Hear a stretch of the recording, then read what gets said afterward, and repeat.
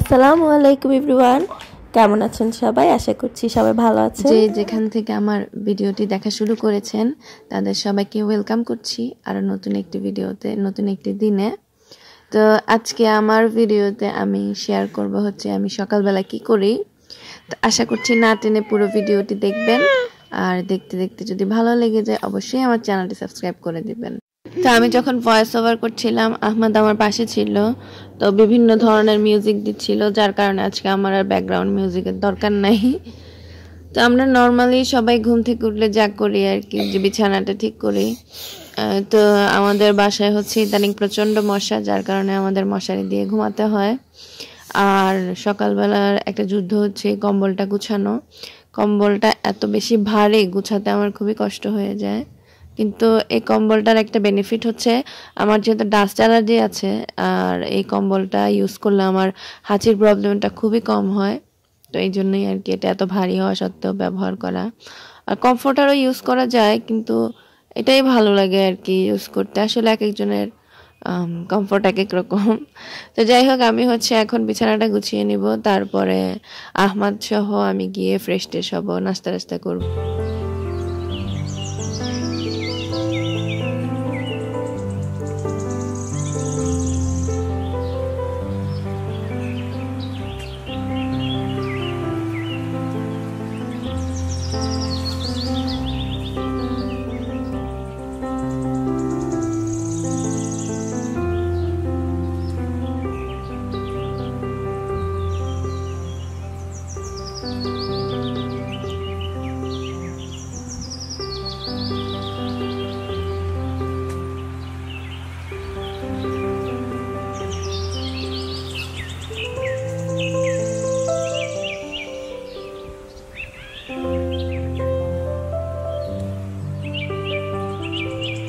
তো এখানে দাঁড়িয়ে দাঁড়িয়ে আহমদ পছন্দ করছিল ও ঠিক কোন ব্রাশটা দিয়ে আজকে ব্রাশ করবে। ওর অনেকগুলো ব্রাশ, ও এক এক দিন এক একটা ব্রাশ দিয়ে দাঁত পরিষ্কার করে আর কি। তো এই অপশনটা আমরা ইচ্ছা করেই রেখেছি। দেখা যায় ও ছোট মানুষ, ব্রাশ করতে চাইতো না, তো এক এক দিন এক এক রকমের ব্রাশ দিলে ও খুব ইন্টারেস্ট ফিল করতো ব্রাশ করার জন্য। আর ওর পেস্টও কিন্তু এক এক দিন এক এক রকম ব্যবহার করে। তো ওর কাশি শুনে কেউ ভয় পেয়ে যাবেন না, এটা হচ্ছে আমি যখন ভিডিও এডিট করি ও ইচ্ছা করে করে হাসি দিবে, কাশি দিবে, দুনিয়ার নানা রকমের শব্দ করবে।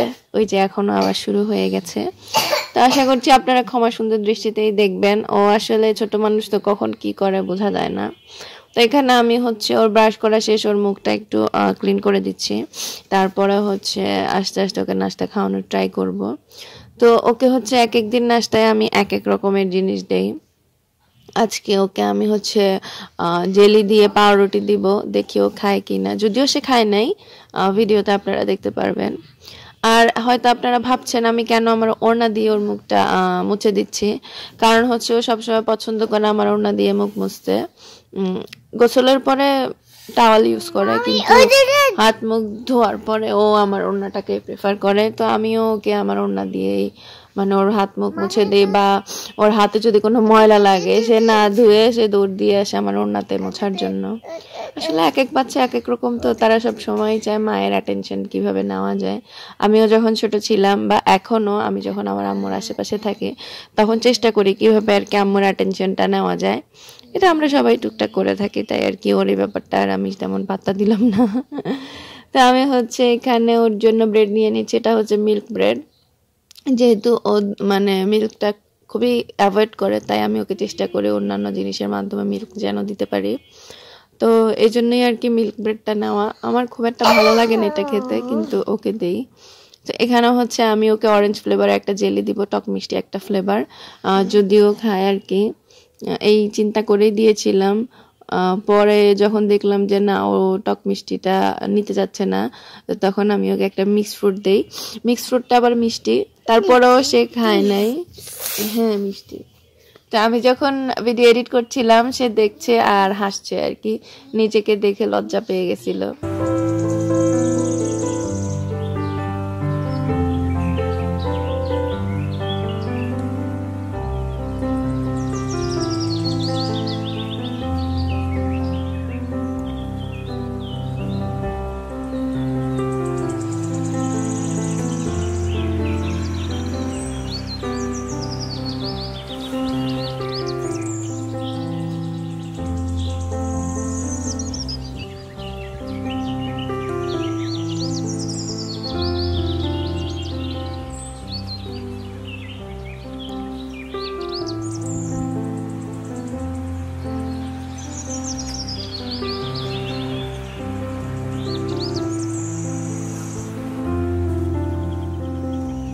আমি ওকে এখানে খাওয়ানো ট্রাই করতেছিলাম, সে খাওয়া দাওয়া ফেলে খেলনা নিয়ে বসে পড়েছে খেলার জন্য।